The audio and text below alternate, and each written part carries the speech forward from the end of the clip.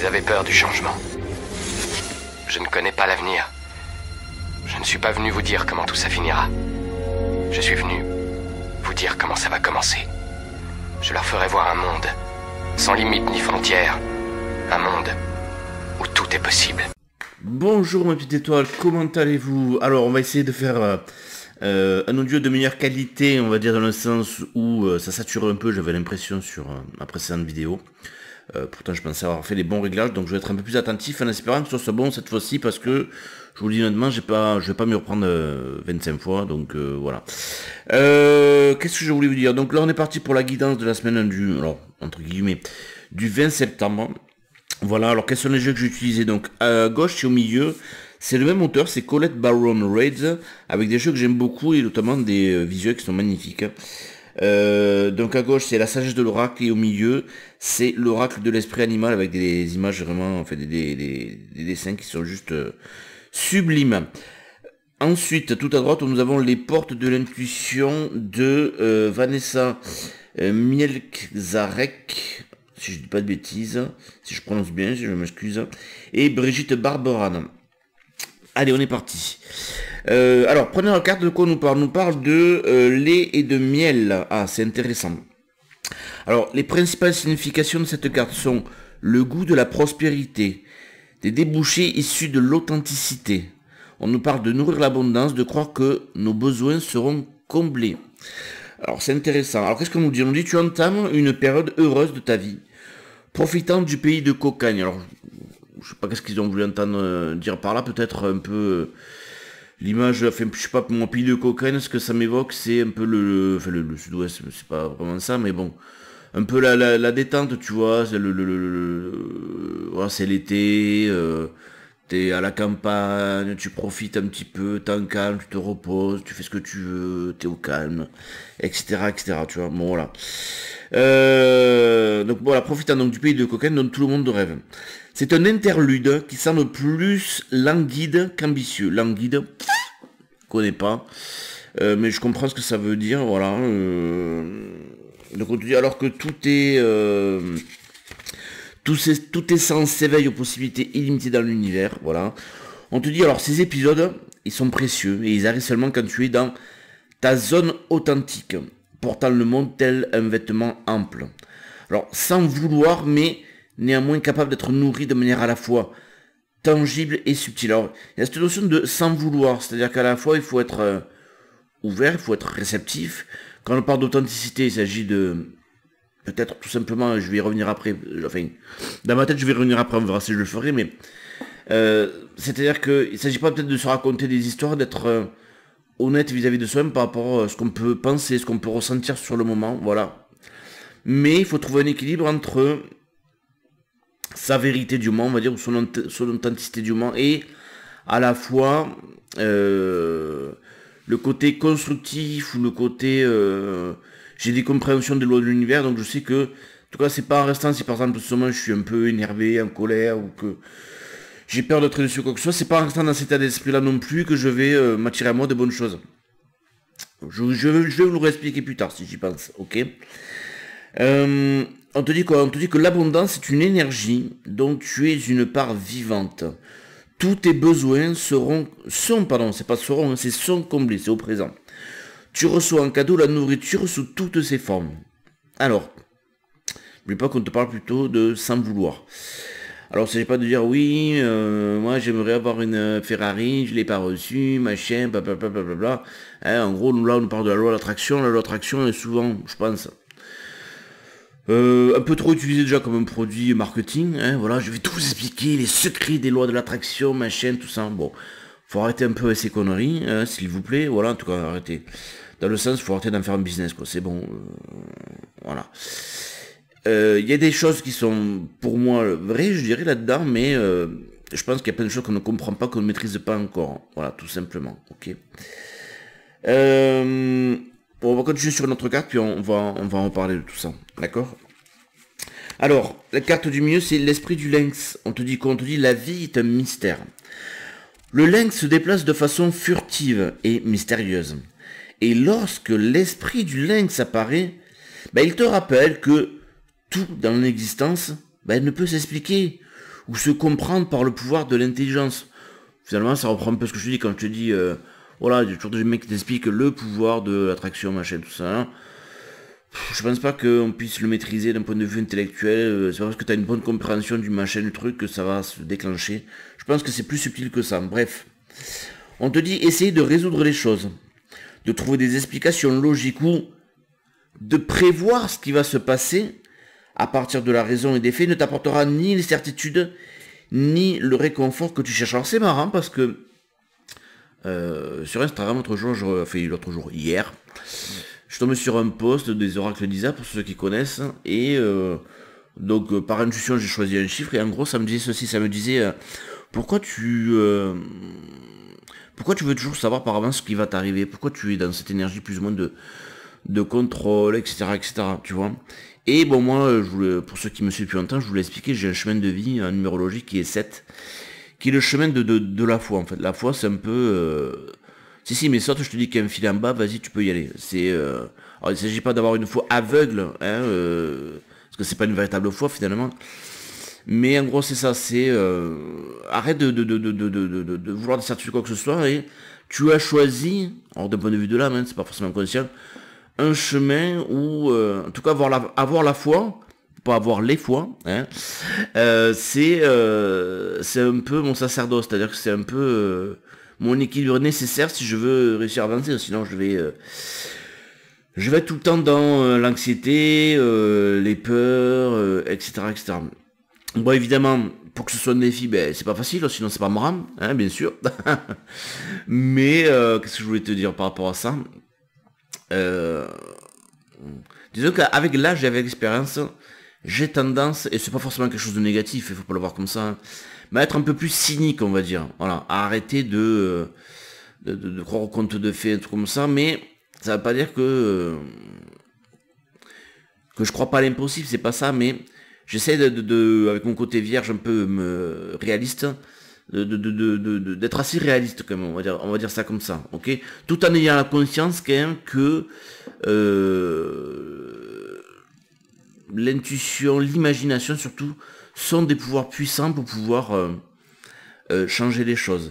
Et qu'en tout cas, tout à l'heure on parlait de la carte disait sans vouloir les choses, il faut pas être dans une attente excessive, dans le sens où j'ai absolument besoin de ça parce que je suis mal. Alors bien sûr je le comprends, je l'entends, c'est normal, on a tous des envies, des besoins qu'on aimerait qu'ils soient comblés, hein, tout humain a des besoins. Alors d'un point de vue psychologique, je pourrais te parler de la pyramide de Maslow, réalisation de soi, estime de soi, appartenance de soi, les besoins physiologiques, manger, nourrir, dormir, etc.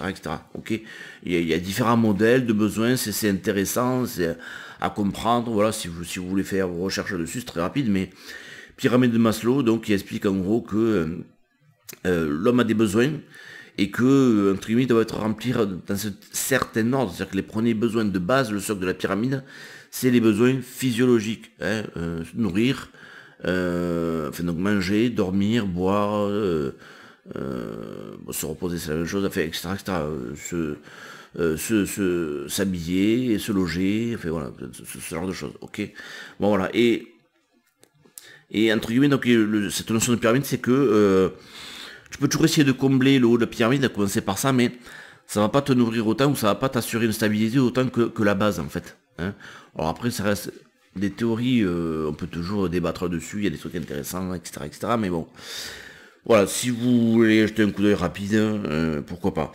Donc qu'est-ce que je disais? Oui, que l'espoir, quelque part, c'est important. C'est-à-dire que, oui, il faut pas avoir trop d'attentes, être dans un excès d'attente, alors que ce soit d'un point de vue relationnel, de la vie, quoi que ce soit, mais en tout cas, moi, c'est l'équilibre qu'on essaie de me faire comprendre depuis quelques temps, on va dire, peut-être depuis 2-3 ans, c'est que dans le passé, alors blessure d'abandon, tout ce que tu veux, machin, tout ça, hein, en tout cas, c'est une explication parmi d'autres, hein.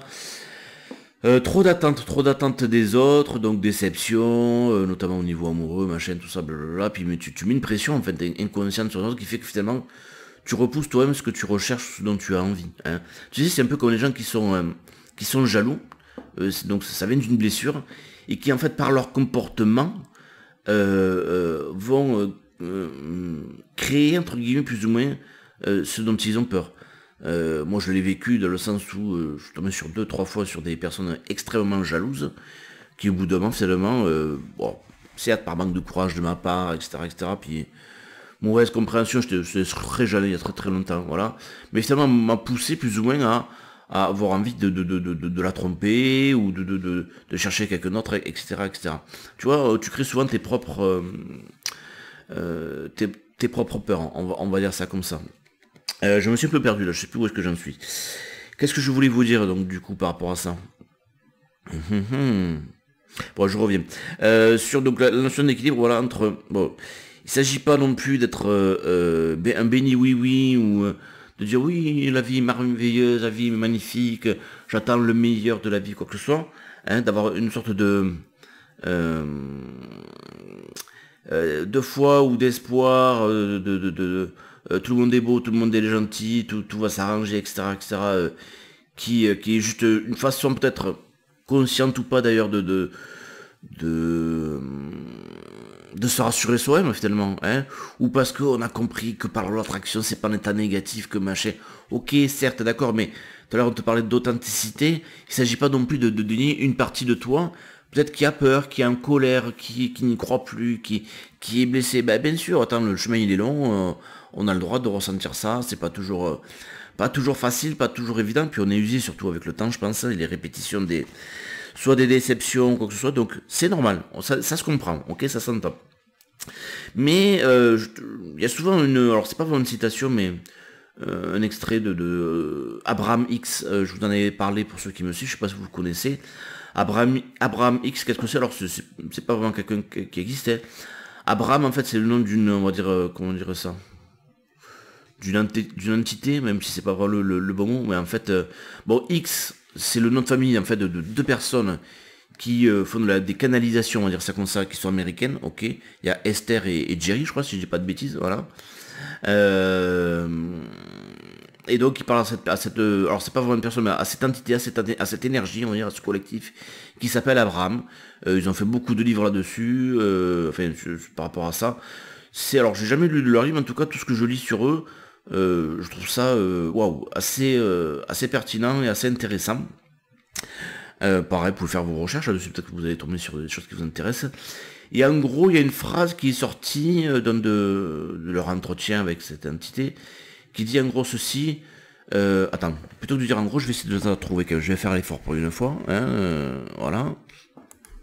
Alors je suis désolé, j'ai pas retrouvé, mais bon, je me souviens en gros d'une bonne partie de la phrase, qui disait en gros, vous ne pouvez pas être heureux au terme d'un voyage malheureux. Il y a quelque chose de cet ordre là. Ça veut dire quoi? Ça veut dire que si tu plantes des tomates, ben forcément tu pourras pas recevoir de melon ou de pastèque, ok. Donc la loi d'attraction, c'est souvent ça quand même, c'est forcément en fonction de ce que tu sèmes, tu vas récolter, c'est certain, d'accord. Mais c'est sûr que c'est pas en étant hyper mal tout le long de ta vie, tout le long du trajet, que alors tout est possible, hein, il y a toujours des exceptions à la règle, et tant mieux, voilà, on va se dire ça comme ça, mais qu'au final tu pourras te sentir peut-être quand tu seras arrivé au bout du bout, on va dire, être heureux de la vie que tu as passée ou quoi que ce soit. Donc il y a sans doute cette notion il ne s'agit pas de devenir positif à tout prix ou à n'importe quel prix, en se mentant en soi-même, en se mentant par rapport à ses blessures, ses difficultés, ses peurs, ses frustrations, tout ça, oui, c'est dur par moment, on va pas se cacher, c'est dur, voilà, ok. Mais en tout cas, c'est pas en restant dans un état d'esprit trop souvent en tout cas négatif que ça va arranger les choses, hein. C'est là finalement la bascule, la notion d'équilibre qui est juste subtile, hein, quand on te parle d'authenticité, quoi que ce soit, c'est-à-dire que oui, effectivement, il faut honorer, il faut accueillir tout ce que je viens de te dire, les frustrations, les colères, les peurs, les manques, etc. Et en même temps, il ne faut pas non plus rester trop focalisé là-dessus, et il faut essayer d'apprécier ce que tu as, etc. Bon, par contre, je suis tombé sur d'autres bouts de texte, d'autres, on va dire, citations, même si c'est pas vraiment une citation de Abraham X, si ma souris veut bien marcher, voilà, merci, que je vais vous partager, que je trouve ça intéressant. Alors la première, c'est commencer à raconter une histoire qui vous fait sentir bien sur les sujets qui sont importants pour vous. Alors ne l'écrivez pas comme un document factuel avec tous les avantages et inconvénients de votre expérience, mais au contraire, racontez une histoire édifiante, fantaisiste, magique et merveilleuse de votre vie et regardez ce qui se passe. Vous verrez comme par magie, votre vie commencera à se transformer juste devant vos yeux. Mais ce n'est pas par magie, c'est par les lois de l'univers et votre alignement délibéré avec ces lois. Donc je trouvais ce premier passage intéressant. Alors ça me fait penser, alors cette citation c'est que je vais vous lire un peu plus, enfin juste après, à un livre dont je vous avais parlé, pareil pour ceux qui me suivent depuis longtemps, que j'aime beaucoup, qui s'appelle grosso modo Les gens heureux se racontent des histoires. Attends, je vais aller chercher quand même le livre. Voilà, j'ai retrouvé. Donc c'est Les gens heureux ne s'inquiètent pas de savoir si c'est vrai, ils se racontent de belles histoires de Yves Alexandre Talleyrand, excusez-moi. Je vous avais parlé, celui que je trouvais intéressant à l'époque, qui avait résonné un petit peu avec comment dire ça, une sorte de parcours que j'avais vécu intérieurement qui m'avait amené à la même conclusion, on va dire ça comme ça, ok. Autre citation que je trouve intéressante de Abraham X. Nous entendons certains de vous dire... nous entendons certains... Non, c'est pas français, bon, je le traduis. Allez. Nous entendons certains de vous dire de regarder les choses telles qu'elles sont. Et nous leur disons, ils vous demandent d'être réalistes, sans vous enseigner que c'est vous qui avez créé cette réalité. Tant que vous ne regarderez que ce qui est, rien ne changera pour vous. Intéressant, hein, ça fait réfléchir en tout cas. Un autre passage pareil. Alors attends, décidément cette souris, elle est coquine, hop. La raison pour laquelle vous voulez la moindre chose que vous voulez, c'est parce que vous pensez que vous vous sentirez réellement bien quand vous l'aurez. Alors on va faire une petite parenthèse, une petite pause en plein milieu. Ça c'est un truc classique aussi qu'on entend souvent par défaut dans la spiritualité ou dans la psychologie, et c'est pas fou non plus. Hein. On te dit, voilà, tu sais le fameux j'irai mieux, je serai heureux quand j'aurai ou quand je serai telle ou telle chose, hein, quand j'aurai un copain, quand j'aurai un nouveau boulot, quand j'aurai réussi à atteindre tel truc, etc., etc. Alors, d'un côté, ça peut être illusoire, dans le sens où tu vas t'en rendre compte, hein, tu vas être heureux quelque temps, normal, hein, mais ça c'est le propre de la psychologie humaine. Hein. C'est-à-dire que quand on a quelque chose, on est content de l'avoir, mais au bout d'un moment, on se lasse, ou on peut se lasser très vite. Hein, c'est pas obligatoire non plus, mais voilà, c'est le propre de l'humain. Hein. J'achète une nouvelle voiture, je suis content d'eux parce qu'elle est toute belle, toute propre, puis voilà, je suis content, voilà, c'est ce que je voulais, etc., etc. Bon, au bout d'un moment, je me rends plus compte de ce que j'ai peut-être, hein, et voilà, je n'ai plus ce plaisir que je pouvais avoir, cette excitation au début. Hein. On le sait, dans les relations au début, c'est tout flamme, et puis ça s'estompe plus ou moins naturellement par la suite, mais ça veut pas dire que forcément ça se dégrade, c'est différent, ça évolue, hein, on peut dire ça comme ça. Donc d'un côté c'est oui, faites attention dans le sens où, moi je vous le dis comme ça, hein, ne croyez pas que parce que vous allez obtenir tel métier, tel machin, tout ça, vous serez heureux à vie. Non, ça va vous procurer, certes, oui, un moment de bonheur, surtout si en plus le voyage qui vous amène jusqu'à l'obtention de ce que vous voulez, vous le vivez avec peut-être plus de légèreté, plus de, tu vois, voilà, plutôt que d'être dans l'angoisse, l'anxiété de ne pas l'avoir, machin, tout ça, tu vois, voilà. C'est sûr que tu vas profiter du voyage et de l'arrivée à destination, voilà. Mais la vie est comme ça. Tu voudras quelque chose, tu voudras encore autre chose derrière, puis encore autre chose. C'est comme ça. Hein.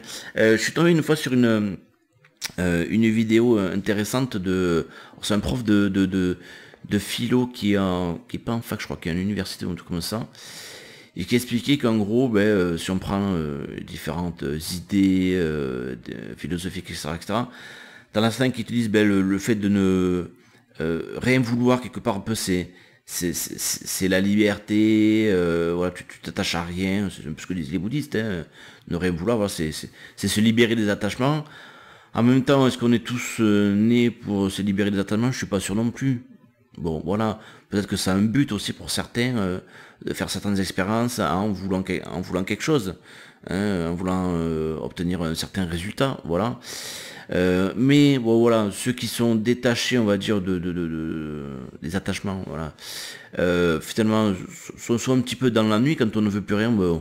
On peut avoir cette sensation d'ennui, voilà. Je suis ni malheureux ni heureux, mais je vois dans une routine, je m'ennuie, etc. Et puis, accepter aussi et comprendre surtout que le fait de vouloir quelque chose, oui, ça peut être un moteur, oui, ça peut être passionnant, oui, c'est intéressant, oui, ça peut procurer de grands moments de joie quand on l'obtient ou quand on est en chemin pour l'obtenir, tout ça.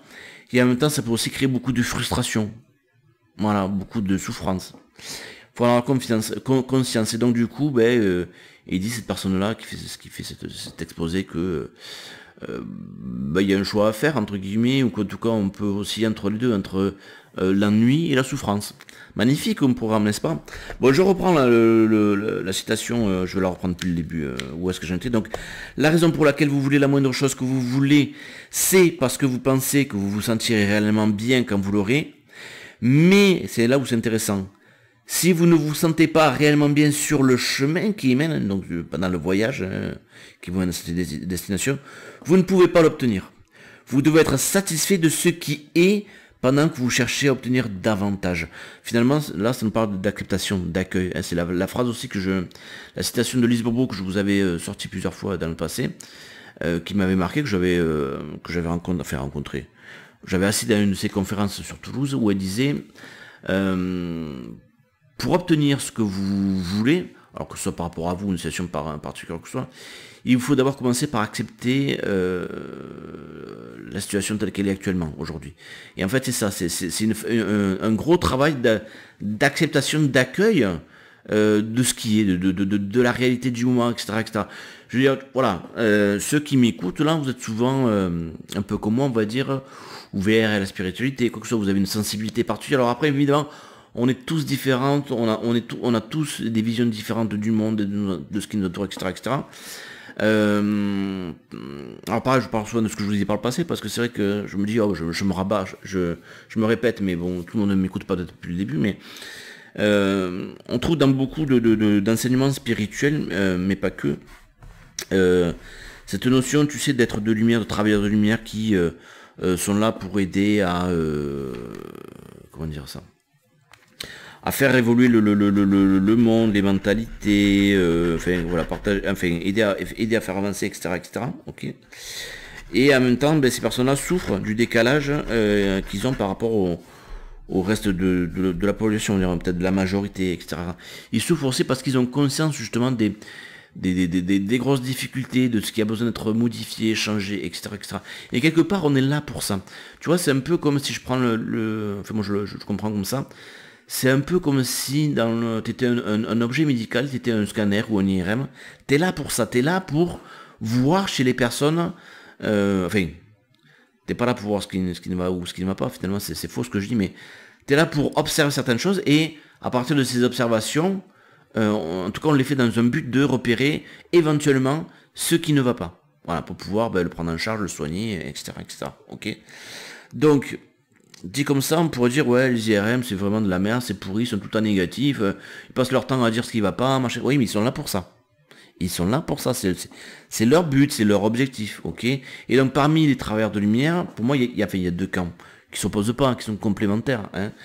T'as ceux qui ont peut-être une énergie plus légère et qui sont là justement pour apporter de l'enthousiasme, ouvrir des voies, aller de l'avant, etc., etc., et t'as des gens, et moi je me reconnais plus dans cette seconde formule-là, qui sont plus en arrière, qui sont plus là pour observer, analyser et dire finalement, avoir un esprit critique dans le bon sens du terme, dire, regardez, il y a ça qui va pas. Vraiment, il faut faire évoluer ça, il faut faire évoluer ça. Et le revers un peu de la médaille, on va dire, pour cette catégorie-là, c'est que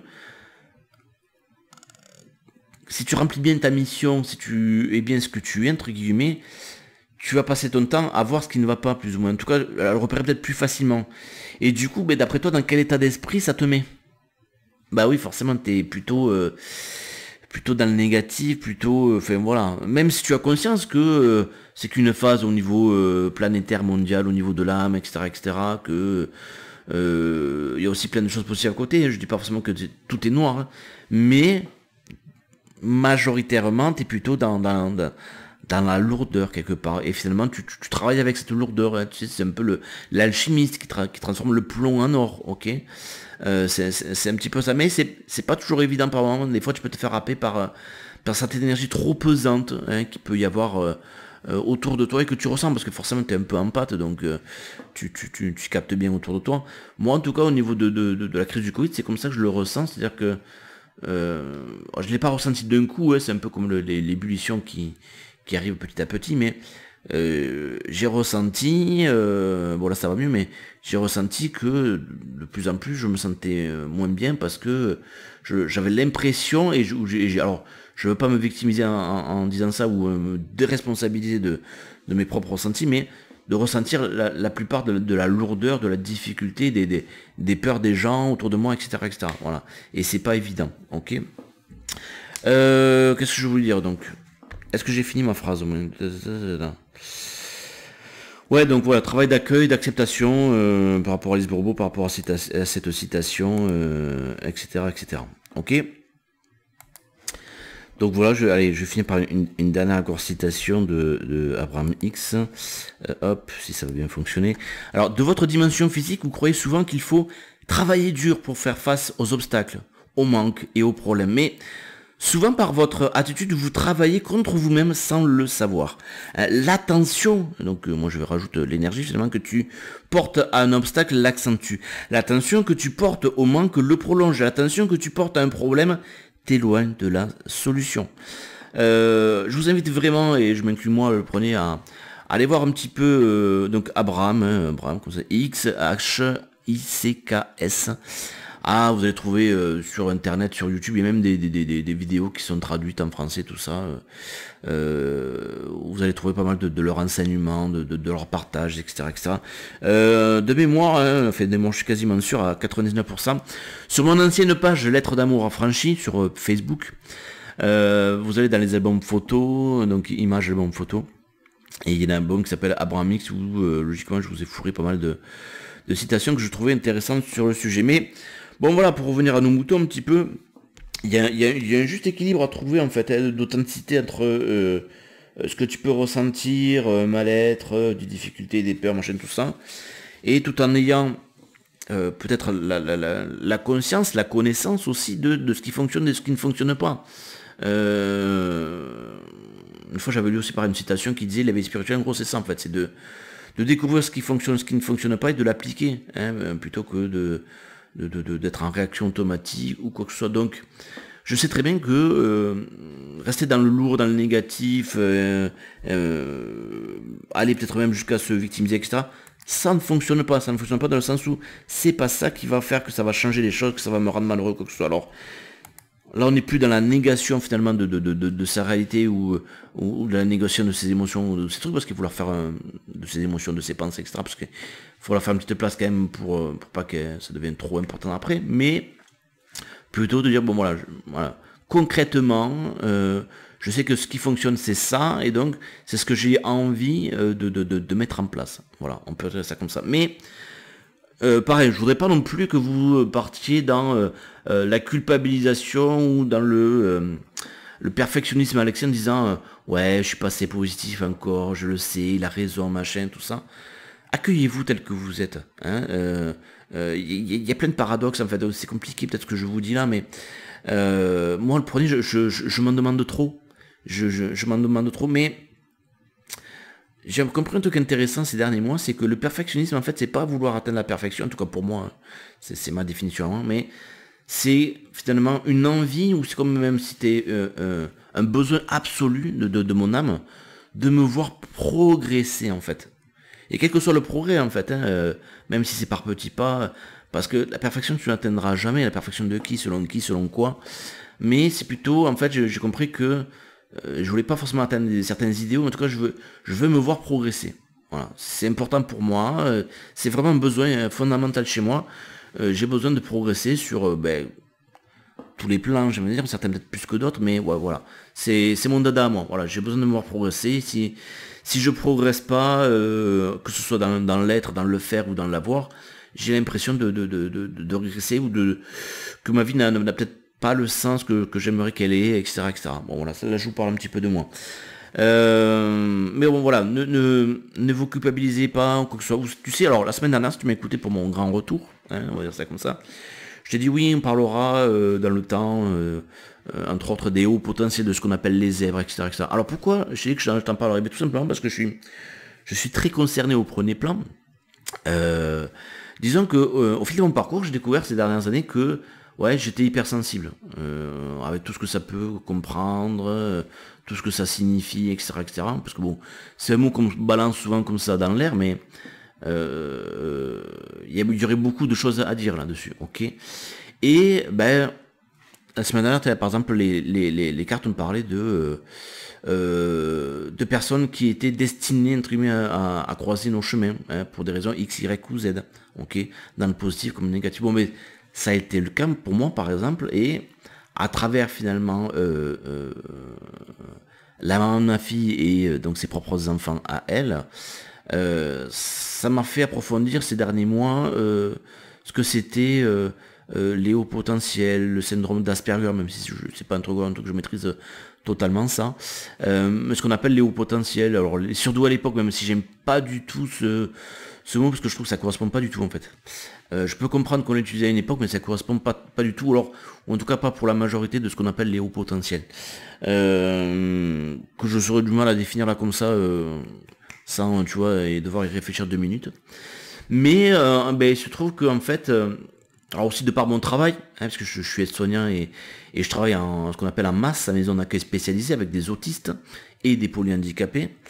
Et figure-toi, peut-être que je te l'ai déjà dit, mais il y a peut-être quoi... Enfin, au fil du temps qui s'est passé, j'ai fait plusieurs formations sur l'autisme, en fait sur la sensibilisation. Alors, quand on dit autisme, en fait, on parle de TSA, de trouble du spectre autistique, parce qu'en fait, tous les autistes sont différents, ok, mais on parle plutôt de troubles. Tu peux faire tes recherches là-dessus, bon voilà, il y a des trucs très basiques. Et en fait, quand je fais surtout la première partie de la formation, je suis allé voir la formatrice à la fin des 2 jours là, et je lui dis, mais en fait là, vous avez parlé de moi là.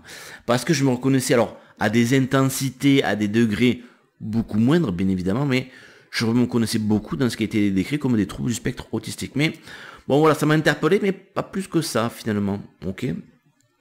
Et puis ces derniers temps, je suis retombé sur des nouveaux témoignages aussi de personnes qui sont Asperger, qui sont atteintes du syndrome d'Asperger, ok, et qui différencient un petit peu des premiers que j'avais pu voir, qui étaient, alors, pas un peu clichés, mais un peu stéréotypés, voilà, et tu dis, ah oui, bon, voilà, je suis pas du tout Asperger, etc., et qui m'ont fait réfléchir, me disant, mais est-ce que je serais pas Asperger, moi, ou ce genre de choses, etc., etc. Bon, bref, tout ça pour te dire que ça m'a poussé à aller consulter une psychologue, spécialisée dans le haut potentiel et l'Asperger, enfin voilà, ce genre de choses, et j'ai le plaisir, moi c'est un plaisir en tout cas, de te l'annoncer. J'ai été, alors, pas diagnostiqué, parce que c'est pas le bon mot, hein, c'est pas une maladie, mais j'ai été, comment on dit, en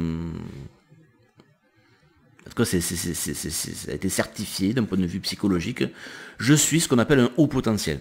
Voilà. Donc voilà pourquoi je vous parlerai de ça plus tard de ce sujet-là, etc. Et donc je suis en train de lire un livre en ce moment, sur la recommandation de ma psy, et qui s'appelle, alors assez court, je l'ai pas encore fini, mais c'est écrit gros, donc je pense que ça va aller vite. Les phylocognitifs, ils n'aiment que penser et penser autrement. Déjà régulièrement, ça m'a interpellé. Après j'ai regardé la couverture que je vais vous lire. Alors les phylocognitifs sont ces individus, enfants ou adultes, qui réfléchissent de façon différente et ne peuvent s'arrêter de penser. Appelés tour à tour surdoués, précoces, haut potentiel, ils ont été décrits d'une seule et même façon, alors qu'ils révèlent en vérité 2 types distincts d'intelligence. Là où certains brillants inadaptés font la révolution de la pensée, d'autres en effet s'imposent comme les piliers de leur environnement, lui apportant raison et équilibre. Parce qu'à l'évidence, les hauts potentiels ne sont pas tous les mêmes. 2 psy et un neuroscientifique proposent pour la première fois, bon blablabla, blablabla, blablabla. Donc voilà, on te dit, ouais, toi aussi tu as une pensée hors norme, alors par la rencontre de toi-même, des courses, tu es plutôt ouvreur de voix ou couteau suisse, interpréteur ou explorateur, sympathique ou empathique, instinctif ou intuitif, etc. etc. Bon, c'est intéressant, je suis quoi, j'ai dû à peine 10%, mais en tout cas ça m'a beaucoup parlé dès le début, je me suis beaucoup retrouvé, et notamment, il parle pour Donc tu as compris, il y a dans leur descriptif de ce que sont ces personnes-là, il y a vraiment deux catégories, on va dire. Et il y a une catégorie vraiment où je me retrouve beaucoup, et il parle de ce côté un petit peu cynique qu'ils peuvent avoir par rapport à leur rapport à la vie ou en général. Hein, moi je dis souvent, je suis un peu le Jean-Pierre Bacry de la spiritualité. C'est pas que je rejette tout, mais en tout cas, j'ai un esprit assez critique et usé aussi peut-être sans doute par les frustrations, les échecs, les manques passés, etc., etc. Ouais, j'avale pas tout facilement, quoi, en tout cas. C'est-à-dire que je suis ouvert, je comprends, mais voilà. Mais en tout cas, j'ai ce fond-là qui fait que, ouais, j'ai toujours ce côté cynique, on va dire, qui revient, et c'est pas négatif, et moi j'aime bien, hein, finalement, hein, mais qui revient, et qui fait que c'est difficile pour moi, quand même, d'être dans une sorte de gros bisounours, très tout le temps positif, etc., etc. Ça appelle un peu que je suis négatif, tu vois ce que je veux dire, mais en tout cas, voilà, j'ai un mélange de comprendre à la fois intuitivement ou instinctivement les choses, et de savoir que ça me fonctionnerait mieux, effectivement, et en même temps d'être dans une certaine plongée, dans une certaine réalité qui me dit, pas arrête de croire au rêve, c'est pas ça, mais je sais pas comment l'expliquer. Mais en tout cas, bon, voilà, toucher du doigt la réalité et de faire avec, voilà, ok. Un gros travail sur soi, sur l'acceptation de la réalité. Bon, voilà, je t'ai reparlé un peu de ma life, 3615 code my life, voilà. Où est-ce que j'en étais du coup par rapport à cette carte, parce qu'on est toujours à la carte numéro 2 quand même, je te rappelle. Ok. Attends. Oui, voilà, donc bon, je reprends. Hein. Essayer de résoudre les choses, de trouver des explications logiques ou de prévoir ce qui va se passer à partir de la raison et des faits, ne t'apportera ni les certitudes ni le réconfort que tu cherches. Donc je vous avais parlé de que c'était revenu à travers une synchronicité sur Instagram, les oracles d'Isa, etc., etc. Après je vous ai parlé de Abraham Hicks par rapport à tout ça, blablabla. Même, vous avez vu, pour ceux qui me suivent, j'ai changé l'intro de ma chaîne. Hein, il y a cet extrait, alors c'est l'extrait de Matrix, pour ceux qui se poseraient la question, du film Matrix, où il dit je ne connais pas le futur, je ne suis pas venu vous dire ce qui va arriver, mais plutôt comment ça va commencer. Et c'est vrai que moi, mes guidances, c'est plutôt ça, voilà, je suis pas là pour vous parler du futur, de machin, tout ça, je sais pas. On le sait bien que c'est pas aussi simple que ça, tu peux annoncer un truc, même si t'as 25 000 synchronicités, ça veut pas dire forcément que ça va se produire, il y a trop d'éléments compliqués qui font que les choses peuvent être différentes. Bon, bref. Donc on te dit quoi, le Lynx te demande de faire confiance au grand mystère et de laisser les secrets de l'univers se révéler à toi à travers l'expérience directe. Et oui, l'expérience directe, c'est génial ça. Laisse ta vision se flouter, c'est marrant parce que la carte d'après nous parle de clarté. Laisse ta vision se flouter et tu verras entre les lignes et observeras ce qui est caché depuis toujours. L'esprit du Lynx t'aide à connaître intimement le pouls du divin qui palpite dans le monde. Fais confiance à la sagesse et aux révélations qui viennent à toi. Alors c'est intéressant, hein, qui viennent à toi, pas celles que tu cherches à tout prix. Hein. C'est comme la différence entre... attends, c'est quoi? La différence entre un avocat et un scientifique, je crois, c'est un peu ça finalement. Machin, c'est que l'avocat, lui, en fait, il va chercher des faits dans le sens... par rapport à son client, par rapport à ce qu'il va défendre, le point de vue qu'il veut défendre. Il va chercher, voilà, donc il va être un peu biaisé, en tout cas, il va se concentrer uniquement sur ce qu'il veut trouver, finalement. Tandis que le scientifique, lui, il est plus dans l'observation, et de ces observations-là, il va tirer des conclusions, alors que l'avocat, c'est plutôt l'inverse. Il veut tirer une conclusion, donc il va chercher des observations qui vont dans son sens. T'as compris? Donc là, qui viennent à toi, ça veut dire, voilà, cherche pas à tout prix, mais vois plutôt, sois présent. Allô, on se réveille. Sois présent, vois ce qui se passe autour de toi, vois quelles sont les synchronicités du moment, ce qu'on te dit. Donc moi par exemple, voilà, tu vois, bon là je l'ai tiré en 4, mais je te dis ma synchronicité du moment d'hier, c'est ça, c'est arrête dans le contrôle, souviens-toi, retravaille un petit peu ta foi, sois positif mais pas dans le sens s'illusionner ou être un béni oui ou un bisounours à 2 balles, voilà, c'est pas ça non plus, tu vois. Mais bon, voilà, c'est un peu ça, d'accord. Donc voilà, fais confiance à la sagesse et aux révélations qui viennent à toi, mais sache que la compréhension ne se manifestera peut-être pas comme tu le souhaites. Ce que tu éprouves avec ton cœur ou ton intuition, qui se présente à toi comme la voix de ton savoir intérieur, te guidera à présent, tandis que tu acceptes que le secret soit tissé dans la trame de l'existence. Quoi qu'il en soit, l'apparition de l'esprit du lynx est le signe que tu es appelé à accorder ta confiance, même lorsque ce qui est révélé, excusez-moi, ne correspond pas à ton besoin de certitude intellectuelle. Intéressant, hein, d'aller au-delà de...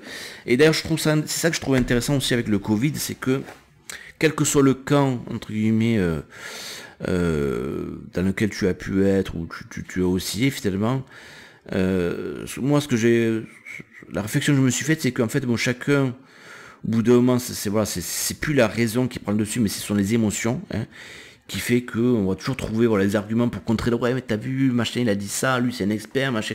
Donc t'as toujours quelqu'un qui va trouver un contre-exemple ou une contre-expertise à ce que tu dis, machin, quel que soit le camp, ok. Et finalement, les deux cas, ils nous disent quoi? Ils nous disent, j'ai peur. J'ai peur de l'avenir, j'ai peur des choix qu'on fait, j'ai peur de ce qui va se passer si on fait ceci, si on fait cela, etc., etc. Et on en revient à cette carte-là. Voilà, on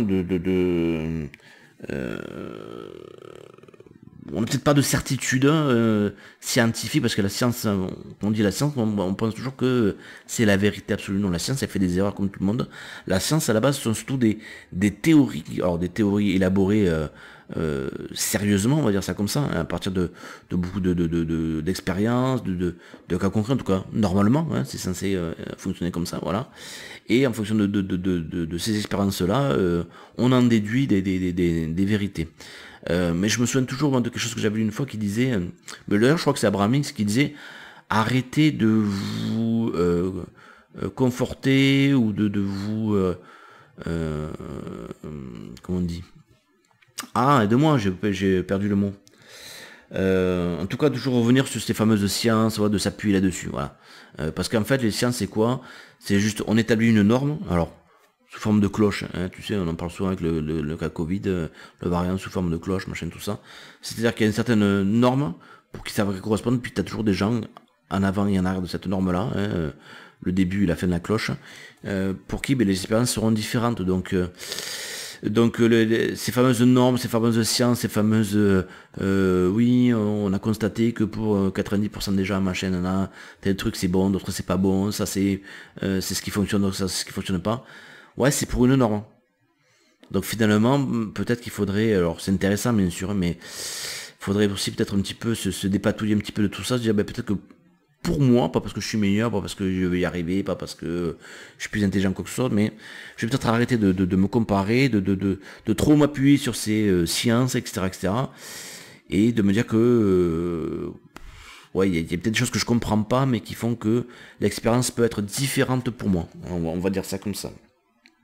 Bon, on va peut-être conclure avec la dernière case, sinon dans 3 heures on y est encore. Bon, je sais qu'il y en a qui aiment bien, mais je voudrais pas vous saouler non plus, hein. Donc la dernière carte nous parle de clarté. Hein, on dit la lucidité te permet de voir au-delà de l'apparente réalité. Alors, tout devient clair, comme Julien, bien évidemment. Toute expérience qui te semble difficile a pour but de te faire grandir. Ah ben je peux te dire que je suis un géant, moi. Putain. La lucidité te permet de voir au-delà de l'apparente réalité. Pour cela, cultive un état d'esprit positif. On y revient. Hein, il ne s'agit pas d'être un béni, oui, un bisounours à tout prix. Mais en tout cas, oui, l'état d'esprit positif, il est important. D'accord ? Alors tout devient clair, voilà. Lorsque les obstacles se dressent devant toi, ou si les choses ne se déroulent pas comme tu le souhaites, bah tu pestes. Hein. Parfois tu te sens victime, comme si c'est trop injuste, dit Calimero. Comme si la vie était contre toi, ou tu penses ne pas avoir de chance. Transforme ton état d'esprit, et les choses vont s'arranger. Prends ce qui t'arrive comme des enseignements de la vie. Considère que tout a un sens, et tu verras combien tu te sentiras davantage le maître de la situation. Jour après jour, embrasse l'école de la vie. Profite de toute expérience sans la qualifier de négative. Ton désir aura ainsi tendance à se concrétiser plus vite que tu ne l'imagines. Alors on t'invite donc à ôter de ton langage tout qualificatif, impliquant un jugement de valeur. C'est pas bien, c'est dur, j'ai pas de chance, j'y arriverai pas, etc., etc. Rééduque ton esprit, il deviendra plus constructif. Voilà, mes petites étoiles, prenez soin de vous, puis on se retrouve sans doute la semaine prochaine, si tout va bien.